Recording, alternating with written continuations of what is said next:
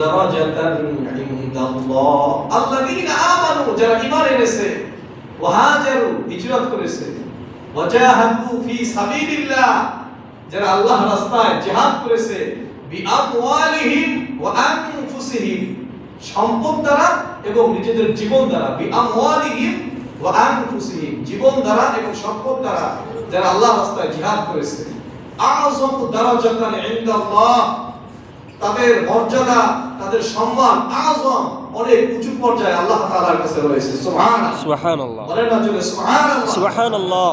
ওয়া উলাইকা হুমুল ফাইজুন, আর তারাই হলো সফলকাম। সুবহানাল্লাহ, সুবহান।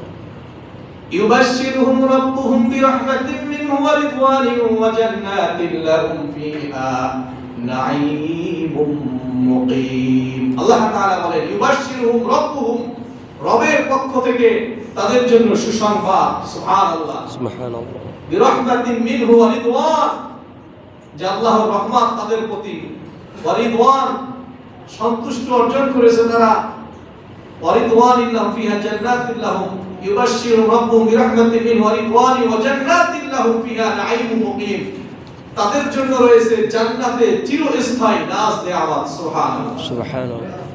জান্নাতে তাদের জন্য কি রয়েছে ভাই? চিরস্থায়ী নাজ নেয়ামত।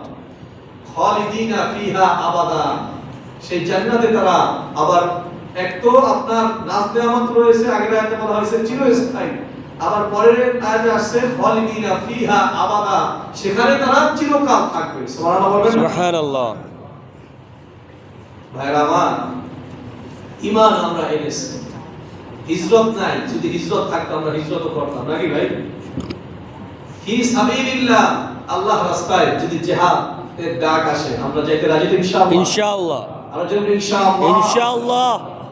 আমার একটা দৃঢ় বিশ্বাস, যদি বাংলাদেশে মানুষকে বলা হয় যে আপনাদের এখন জিহাদ করা লাগবে, জিহাদে যাইতে হবে, 16 কোটি 18 কোটি মানুষ রয়েছে, তার ভিতরে